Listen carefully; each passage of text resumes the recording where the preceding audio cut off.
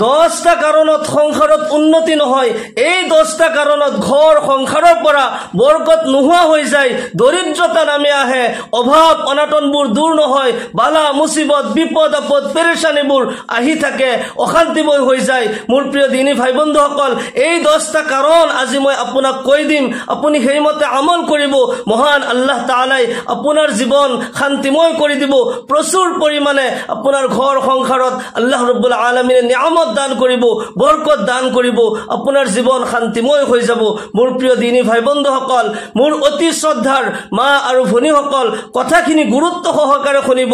এক নম্বৰ কাৰণ হৈছে আপোনাৰ ঘৰত যে চাউল ৰাখা হয় চাউলৰ বেগ কিংবা তো ড্ৰাম যতে আপুনি চাউল ৰাখে সেইখিনি সম্পূৰ্ণ শেষ হোৱাৰ আগত দ্বিতীয় বেগ যেতিয়া আনা হ'ব সেই চাউলখিনি নতুন চাউলখিনি পুৰণি চাউলৰ লগত আপুনি বিসমিল্লাহ কৈ মিলাই দিব সম্পূৰ্ণ শেষ নকৰিব সম্পূৰ্ণ শেষ কৰাটো বেবৰকতি হয় চাউল তেল যিকোনো বস্তু সম্পূৰ্ণ শেষ হৈ যোৱাৰ আগত দ্বিতীয়বাৰ আনি তাতে বিসমিল্লাহ কৈ মিলাই দিব সম্পূৰ্ণ শেষ নকৰিব তাতে বেবৰকতি হয় অলপমান থাকাতে আপুনি আকৌ আনিব লাগে বা ঘৰৰ যিসকলে আনে বজাৰ কৰে তেওঁলোকক কৈ দিব লাগে সম্পূৰ্ণ শেষ হৈ যোৱাৰ আগতেই সেইখিনি আনি পুৰা কৰি দিব লাগে এক নম্বৰ কাৰণ আপুনি মনত ৰাখিব দুই নম্বৰত যি কাৰণত নেকি সংসাৰত ঘৰত বৰকত নহয় উন্নতি নহয় দৰিদ্ৰতা নামি আহে হেয়া হৈছে আপোনাৰ ঘৰত যদি মগনিয়া আহে অভাৱী নিচলা মানুহ যেতিয়া সৱাল কৰে কোনো বস্তু বিচাৰে আপোনাৰ ঘৰৰ দুৱাৰ মুখৰ পৰা যাতে খালি হাতে না যায় আপুনি খালি হাতে ঘুৰাই দিব নালাগে আল্লাহ ৰাসূল জনাবে মুহাম্মদুৰ ৰাসূলুল্লাহ সাল্লাল্লাহু আলাইহি ওয়াসাল্লামে কয় সাইল যদি সৱাৰী হৈ আহে ঘোঁৰাত যদি আহে আজি তাৰিখত ধৰি লওক গাড়ীত আহিছে আহি আপোনাৰ ওচৰত হাত পাতিছে কিবা বিচাৰিছে যদিও মানুহজন গাড়ী লৈ আহিছে মাৰ্সিডিজ কাৰ লৈ আহক যদি আপোনাৰ ওচৰত হাত পাতিছে কিবা বিচাৰিছে আপুনি খালি ঘুৰাই দিব নালাগে আপুনি কিবা নহয় কিবা এটা হলেও দি দিব লাগে খালি হাতে ঘুৰাই দিলে আল্লাহ ৰাব্বুল আলামিন নাৰাজ হৈ যায় সংসাৰত বেবৰকতি হয় আল্লাহৰ ৰাসূল জনাবে মুহাম্মদুৰ ৰাসূলুল্লাহ সাল্লাল্লাহু আলাইহি ওয়াসাল্লামৰ এগৰাকী পত্নী আম্মাজান উম্মে সালমা ৰাদিয়াল্লাহু তাআলা আনহা তেখেতৰ ঘৰত এদিনাখন এজন ভিখাৰী আহি কিবা খোৱা বস্তু বিচাৰিছিল যে আপোনালোকৰ ঘৰত কিবা খাবলৈ আছেনে মোক দিয়ক মই ভুকত আছো উম্মে সালমা রাদিয়াল্লাহু তাআলা আনহা ঘৰত বিচাৰি পালে অলপমান মাংস আছে কিন্তু নবী সাল্লাল্লাহু আলাইহি ওয়াসাল্লামে মাংস খাই বহুত পছন্দ কৰে সেই কাৰণে ভিখাৰীজনক একো নিদিলে আৰু ক'লে আল্লাহ তোমাক মাফ কৰক আল্লাহ আমাক মাফ কৰক ঘৰত দিবলৈ একো নাই সেই বুলি ভিখাৰীজনক ঘুৰাই দিলে তো উভতি গল অলপ সময় পিছতেই আল্লাহৰ ৰাসূল জনাবে মুহাম্মদুৰ ৰাসূলুল্লাহ সাল্লাল্লাহু আলাইহি ওয়াসাল্লাম উম্মে সালমা ৰাদিয়াল্লাহু তাআলা আনহাৰ ঘৰত প্ৰৱেশ কৰিলে আৰু ক'লে কিবা খাবলৈ আছে যদি মোক দিয়া উম্মে সালমা রাদিয়াল্লাহু তাআলা আনহা ওপৰত যি তুলি থোৱা আছিল অলপমান মাংস বাটিত ৰাখি থৈছিল সেইখিনি নমাই আনিবলৈ গল আৰু বাটি নমাই আনি তেওঁলোক আচৰিত হৈছে কি কথা ইয়াতে তো মই মাংস থৈছিলো কিন্তু পাথৰ হৈ আছে ডাঙৰ হিল হৈ আছে আল্লাহু আকবাৰ ৰাসূলুল্লাহ সাল্লাল্লাহু আলাইহি ওয়াসাল্লামৰ ওচৰত কথাখিনি ক'লে যেনেকুৱা কথা মই তো মাংস থৈছিলো কিন্তু এতিয়া এটা পাথৰ দেখা পাইছো হিল দেখা পাইছো কাৰণটো কি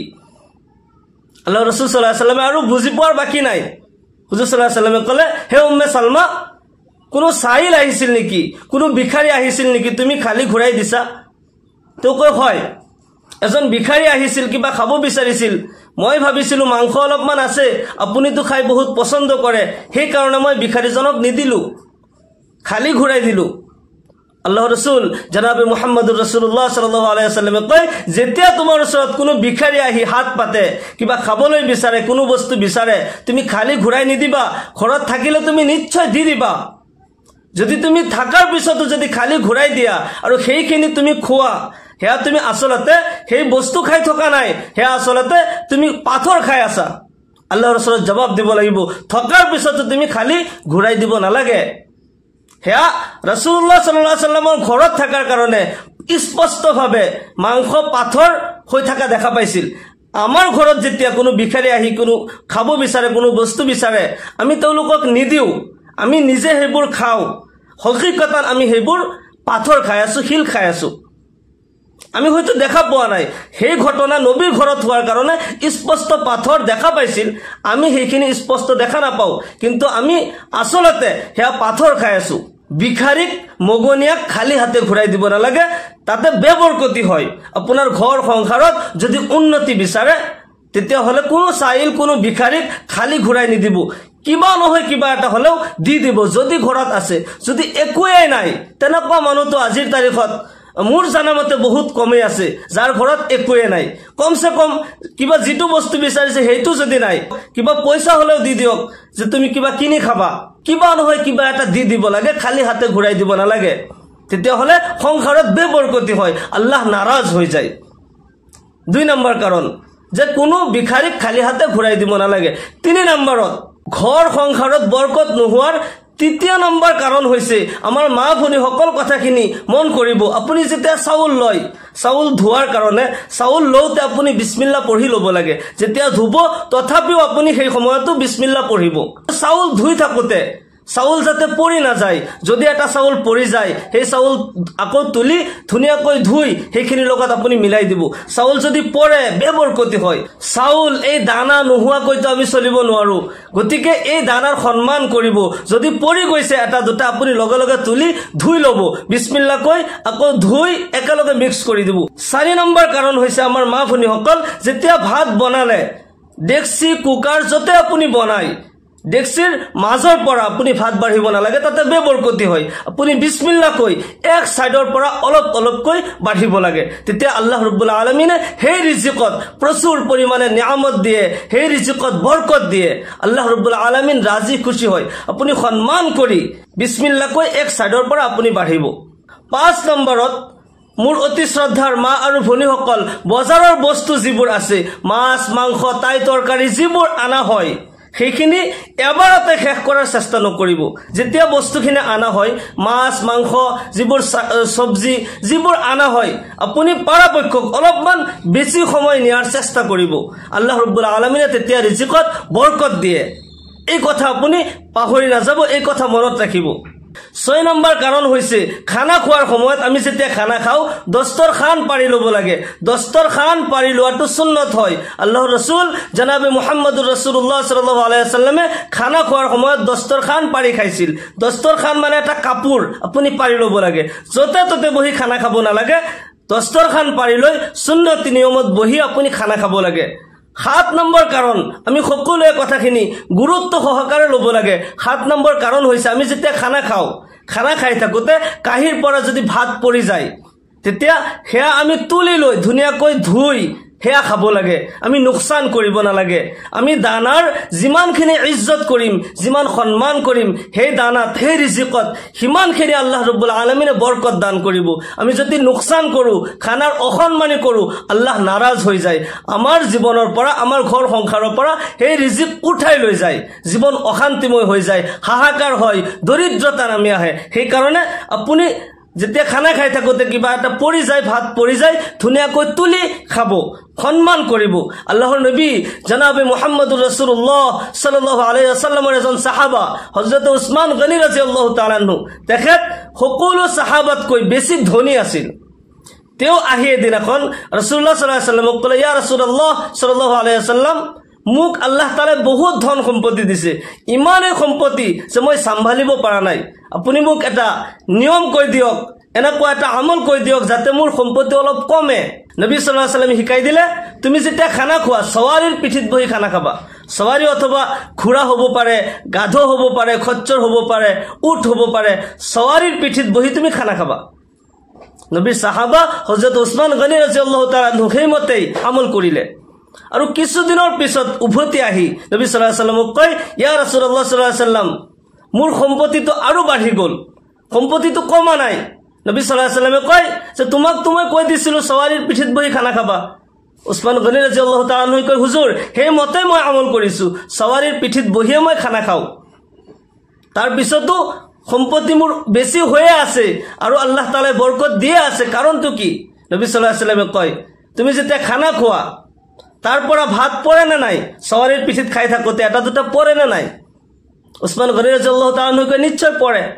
তেতিয়া হেবোৰ কি কৰা হযৰত ওসমান গনি ৰাদিয়াল্লাহু তাআলা আনহু কয় যে যদি এটা দানা পৰি যায় মই ওপৰৰ পৰা নামি আহোঁ আৰু হেয়া তুলি ধুনীয়াকৈ ধুই আকৌ মই খাওঁ আল্লাহ ৰাসূল জনাবে মুহাম্মদুৰ ৰাসূলুল্লাহ সাল্লাল্লাহু আলাইহি ওয়াসাল্লামে কয় হে জাতৰ কসম যাৰ কবজাত মুহাম্মদৰ জান হয় তুমি যদি দানাৰ ইমানে সম্মান কৰা এনেকুৱাকে যদি তুমি এটা দানা পৰি গলেও তুলি ধুই খোৱা দানাৰ যদি ইমান সম্মান কৰা আল্লাহ ৰব্বুল আলামিন তোমাৰ সম্পত্তি তোমাৰ ৰিজিকত আৰু বৰকত দিয়ে থাকিব তোমাৰ সম্পত্তি কোনো দিনে নকমে কোনো দিনে বেবৰকত নহয় সেই কাৰণে আমি যেতিয়া খানা খাওঁ খানা খাই থাকোতে যদি পৰে আমি হেয়া তুলি ধুই খাব লাগে সম্মান কৰিব লাগে খানাৰ যিমান সম্মান কৰিম আল্লাহ ৰব্বুল আলামিনে সেই ৰিজিকত সেই খানাত ইমান বেছি বৰকত দিব জীৱন শান্তিময় কৰিব আল্লাহ ৰব্বুল আলামিন ৰাজি আৰু খুশি হৈ যাব 8 নম্বৰত আমি যেতিয়া খানা খাওঁ খানা খোৱাৰ আৰম্ভণিত বিসমিল্লাহ কৈ আৰম্ভ কৰিব লাগে খানা আগত আহিছে লগে লগে খাইছো তেনেকুৱা নহয় এটা দোয়া আছে আল্লাহ রাসূল সাল্লাল্লাহু আলাইহি ওয়াসাল্লামে সেই দোয়া পঢ়িছিল খানা যেতিয়া আগত আহে তেতিয়া লগে লগে এটা দোয়া পঢ়া হয় আল্লাহুম্মা বারিক লানা ফিমা রাযাকতানা ওয়া কিনা আযাবান নার এই দোয়া পঢ়িছিল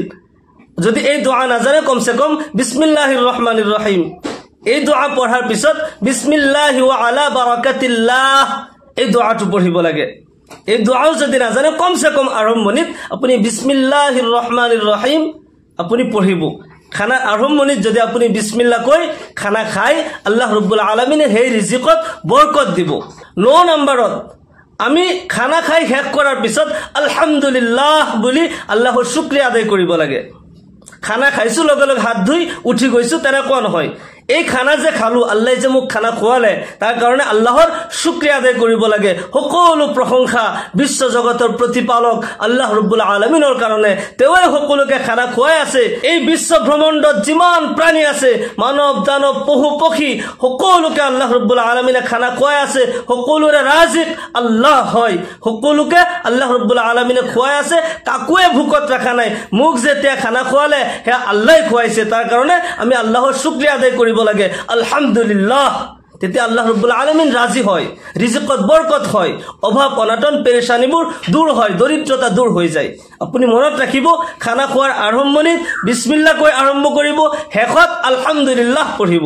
10 নম্বৰত মোৰ প্ৰিয় দিনী ভাই বন্ধুসকল ঘৰ সংসাৰত উন্নতি হোৱাৰ কাৰণে বৰকত আহাৰ কাৰণে আপুনি সকলোকে আল্লাহৰ ইবাদতৰ কাৰণে আপুনি দাওয়াত দিব সকলোৱে যাতে আল্লাহৰ ইবাদত কৰে নামাজ পঢ়ে ৰোজা ৰাখে তাসবিহ তাহলিল পঢ়ে আৰু যিসকলে ইনকাম কৰে তেওঁলোকে যাতে হাৰাম ইনকাম নকৰে হালাল ইনকাম কৰে হালাল উপাৰ্জন কৰি হালাল খাব আল্লাহ ৰব্বুল আলামিনে সেই ৰিজিকত ঘৰ সংসাৰত বৰকত দান কৰিব নিয়ামত দান কৰিব আল্লাহ ৰব্বুল আলামিনে প্ৰচুৰ পৰিমাণে নিয়ামত দান কৰি আপোনাৰ জীৱন শান্তিময় কৰি দিব আপোনাৰ ঘৰ সংসাৰৰ পৰা দৰিদ্ৰতা অভাৱ অনাটন দূৰ হৈ যাব মোৰ প্ৰিয় দিনী ভাই বন্ধুসকল এইখিনি নসিহত আপোনাৰ গোটেই জীৱন কামত আহিব আপুনি মনত ৰাখিব এইখিনি যাতে গাফিল নহয় এইখিনি আপুনি পাহৰি না যাব এইখিনি আমল কৰিব আল্লাহ ৰব্বুল আলামিন আমাক সকলোকে কোৱা আৰু শুনাতকৈ বেছি বেছি আমলৰ তৌফিক দান কৰক সকলোৱে কওক আল্লাহুম্মা আমিন ওয়া আখিৰু দাওয়ানা আনিল হামদুলিল্লাহি ৰাব্বিল আলামিন আসসালামু আলাইকুম ওয়া ৰাহমাতুল্লাহি ওয়া বাৰাকাতুহু